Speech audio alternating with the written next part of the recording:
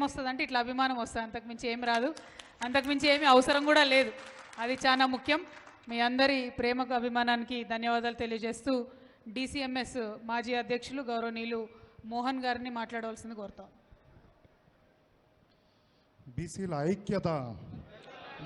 ఐక్యత ఈనాటి బీసీ కుల సంఘాల రౌండ్ టేబుల్ సమావేశానికి ముఖ్య అతిథులుగా మన జాతిపిత కేసీఆర్ గారి యొక్క తనయురాలు మరి స్థానిక సంస్థల ఎమ్మెల్సీ జాగృతి అధ్యక్షురాలు మన అందరి దైవం లాంటి మన గౌరవ కవితక్క గారికి మరియు మాజీ ఎమ్మెల్యే గౌరవ జాజుల సురేందర్ అన్న గారికి, మా టైగర్ బాజిరెడ్డి గోవర్ధన్ గారి యొక్క తనయుడు ఎక్స్ జెడ్పీటీసీ బాజిరెడ్డి జగనన్న గారికి, మరియు వేదికపై ఉన్న పెద్దలకు మరియు వివిధ బీసీ కుల సంఘాల అధ్యక్షులకు, మరి అందరికి కూడా పత్రికా మిత్రులకు మీడియా సోదరులకు అందరికి కూడా ఈ సందర్భంగా పేరు పేరున ధన్యవాదాలు తెలియజేస్తున్నాను.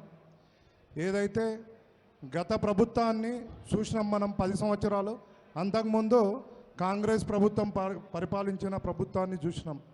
ఏదైతే 10 ఏళ్లలో నీళ్లు నిధులు నియామకాల మీద పోరాటం చేసి మరి అట్లే అన్ని కులాలను మతాలను ఏకతాటి మీదకి తీసుకొచ్చిన నాయకుడు మరి దేశంలో ఎవరన్నా ఉన్నారంటే అది ఒకే ఒక్కరు కేసీఆర్ గారు అని ఆల్రెడీ మనం చాలాసార్లు చూసినాము. మరి అలాంటి చరిత్ర మరి తెలంగాణకు తప్ప మరి వేరే దానికి లేదని ఈ అలానే హామీలు ఇచ్చిన మరి ఈ డమ్మీ కాంగ్రెస్ ముఖ్యమంత్రి రేవంత్ రెడ్డి ప్రజలందరినీ మాయమాటల్లో మభ్యపెట్టి అడిగని హామీలు కూడా ఇచ్చి అన్ని బీసీ రిజర్వేషన్ అమలు చేస్తానని చెప్పడం కానీ, మరి ఇంకా ఏదైతే మహిళలకు వృద్ధులకు అనవసరమైన హామీలు అంటే కానిపోని అది బడ్జెట్ కానీ అర్థం లేని మాటలు చెప్పేసి మరి ఆగం పట్టించిన తెలంగాణను మరి అది కేవలము మన రేవంత్ రెడ్డికే దక్కుతుంది. మరి 10 సంవత్సరాలు ఎంత సస్యశ్యామలంగా ఉంది మన తెలంగాణ, ఇప్పుడు ఎంత ఆగమైపోతుందో ప్రజలందరూ గమనిస్తున్నారు. మరి వృద్ధులు ఏడుస్తున్నారు గ్రామాల్లో, మరి పిల్లలు కూడా ఈరోజు కొన్ని వీడియోలలో చూస్తున్నాం, నాకు కేసీఆర్ తాత కావాలా, వస్తేనే కరెంట్ వస్తుంది అది ఇదని పెద్ద వైరల్ అయిపోతుంది అది సోషల్ మీడియాలలో. ఇట్లా చూసుకుంటా పోతే ఉంటే ఒక్కటి కాదు రెండు కాదు చాలా ప్రతి ఒక్కటి అంటే పాఠశాలల్లో కానీ మరి వృత్తుల పరంగా కూడా ఇక్కడ ఉన్న వాళ్ళందరికీ కూడా ఇంతకుముందు గూన్ల వాళ్ళకి కానీ మరి ఇంకా కమ్మరి కుమ్మరి వాళ్ళ వృత్తుల పరంగా వాళ్ళకి ఎన్నో కూడా వాళ్ళ వృత్తి పనిముట్లను కూడా మరి అందించిన గొప్ప వ్యక్తి మన గౌరవ ముఖ్యమంత్రి కేసీఆర్ గారు. మరి అట్లే కాకుండా మన గౌరవ ముఖ్యమంత్రి కేసీఆర్ గారితో పాటు మరి ఉద్యమంలో పోరాటం చేసిన కవితక్క గారు ఉద్యమం చూస్తే అసలు ఎనలేనిది. ఆ రోజు పసుపు బోర్డు కోసం కూడా పార్లమెంటులో గొంతెత్తి మరి పోరాటం చేస్తే ఈరోజు పసుపు బోర్డు నిజామాబాద్కి వస్తే నేను తీసుకొచ్చినా అని మరి పాలాభిషేకాలు చేస్తున్నారు. ఇది ఎంతవరకు వాస్తవము?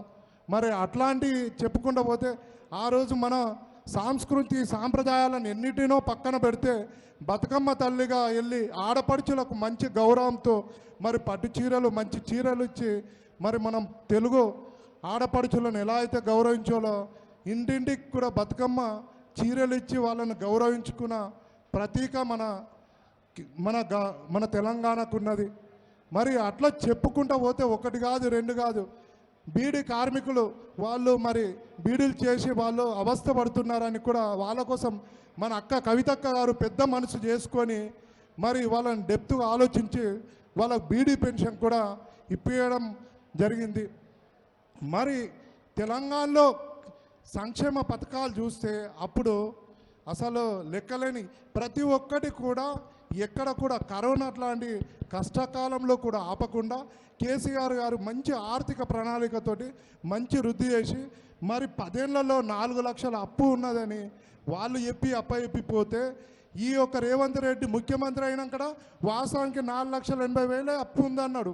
కానీ ఇక సంవత్సరాలు నెలలు గడిచిన కొద్దీ వాళ్ళు చేసిన అప్పు మనం చేసిన అప్పు లెక్కలు కూడకుండా ఇదిగో అప్పు కేసీఆర్ చేసిండు అనుకుంటా అందరికీ ప్రాపగండం చేసుకుంటా ప్రజల మీదకి నెట్టే పరిస్థితి ఉంది.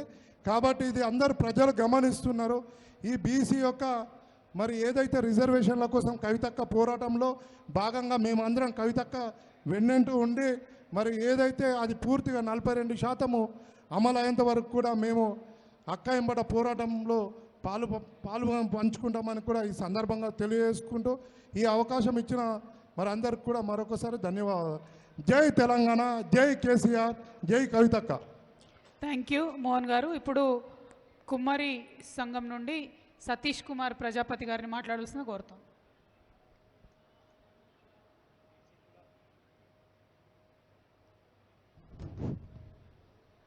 బీసీ కుల సంఘాల రౌండ్ టేబుల్ సమావేశానికి వించేసిన